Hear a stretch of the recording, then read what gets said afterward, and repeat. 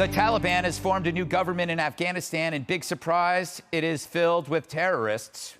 And sorry, not a single female among them. It's so sexist.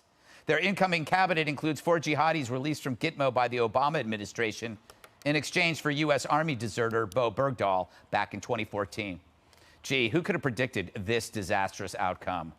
Most of the people that are in Gitmo, maybe they were picked up in Afghanistan, but they've been picked up all over the world. They're terrorists. They're enemy combatants. They're not prisoners of war. So basically what you have is a catch and release game with maniacs. It's okay to let them go, but you got to kill them when they get out of there because they're going to come back. It's insane. Ugh. Who is that gorgeous truth teller? Then there's the Taliban's new interior minister. He's wanted by the FBI with a $10 million bounty on his head, and he is believed to be holding at least one American hostage. And this, after saying just yesterday there was no hostage-like situation with the Taliban stopping Americans from leaving. Secretary of State Antony Blinken is now changing his tune. As of now, the Taliban are not permitting the charter flights to depart. They claim that some of the passengers do not have the required documentation. Those flights need to be able to depart. And we will work every day to make sure that they're able to do that. We will continue to press the Taliban to allow the charters to leave. You know, Dana, I love how the State Department was surprised and dismayed that it was an all-male cabinet. It's like they expected a brochure on diversity from a local college. And then the statement that said, we're very disappointed or very concerned. Yes. It was like, strong letter to follow to the yes. Taliban. Like, if they thought they were going to be more friendly, that's like getting high on your own supply, if you know what I mean. I bet you do know what you mean, Dana. Yesterday, you brought up the point that we have to ban the phrase, the world is watching. Like, the world is averting its eyes.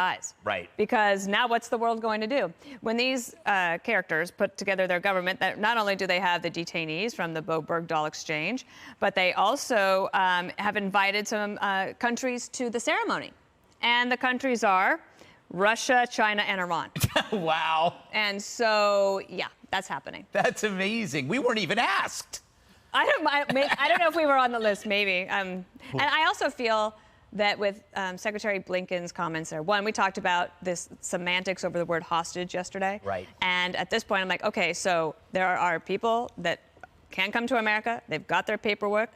Might be American citizens amongst the group, also people who helped Americans. And the Taliban won't let them go. To me, that's the definition. If you look up in Webster's, yes, that is the definition. And I think he's a soft-spoken person. It would be nice to see a little fire. And a little determination that, yes, we are going to get the people back. They seem like they don't know what to do. They're in a quagmire, a word I just came up with. Jessica, I noticed in the new cabinet not a single trans individual. What have you to say about this? What I'm most upset about, about the situation currently. It was kind of like, when a new administration comes in, but they're never actually like a new administration because they're holdovers from the last time there was a Republican or a Democrat.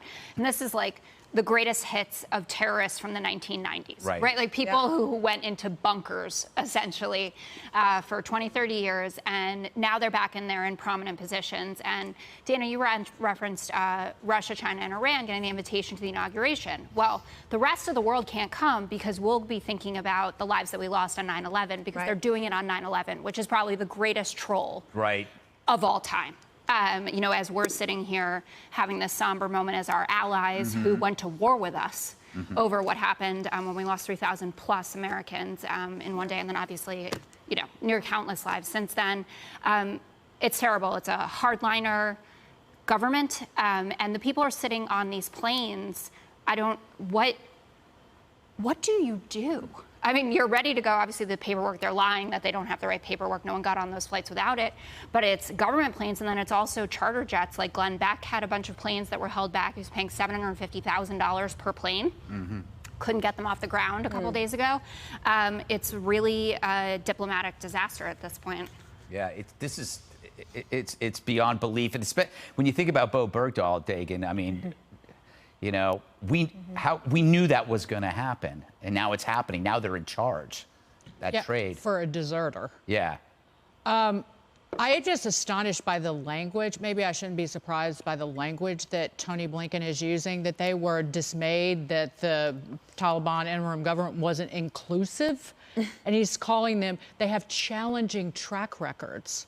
Listen, the Taliban is horrible and evil, and they will always be horrible and evil. There is no born-again Taliban. And that's who we just surrendered to. That with the greatest dishonor, and now putting our Americans and our allies in the gravest danger, even here at home. But this goes, in terms of the language, this goes to what Carter did with the Soviet Union, Clinton did it with Al-Qaeda, Obama did it with Iran. They act like, well, everyone, if we just maybe hope and not pray, because that's evil, right? That they'll just evolve into good Democrats. That if you treat them, say, like with Iran, if you just treat them like a normal Western government, then if you treat them like Britain, then they will be Britain.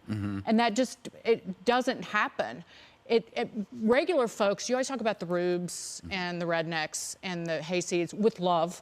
And if you talk to them, we know, looking at a rogue or a reprobate, that you can't treat them like a normal dude, because they will come at you and they will steal from you because they're a rogue and a reprobate. But these people in the Biden administration don't seem to know that about a terrorist organization. Yeah, it's like dating somebody. You can't change them. They're going to be a terrorist no matter what. You know, Jesse, when I told you that the Taliban also banned sports for girls, you said, now there's something I could get behind. I couldn't. Which sports? All sports? All sports, yes. I think they should be able to play some, not all. Oh, there you go. So if I could go back in time Yes. and change one thing, what do you think that would be? I'll answer it for you. All time. I would go back in time and make sure that Barack Obama was never president. I don't know how I'd do it, but here's why. It's like you killed two birds with one stone, because if Barack wasn't president, then Joe Biden wouldn't be president. Butterfly effect. Book was better than the movie. Think about what Barack Obama did in Afghanistan. Even I can't even take myself seriously. No, my friend's brother produced the movie, though. He's the one that surged 100,000 troops into Afghanistan. He was the one that nation built. He was the one that trained the Afghan army. He was the one that got hoodwinked by the Pakistanis, that bin Laden was just hiding there in plain sight.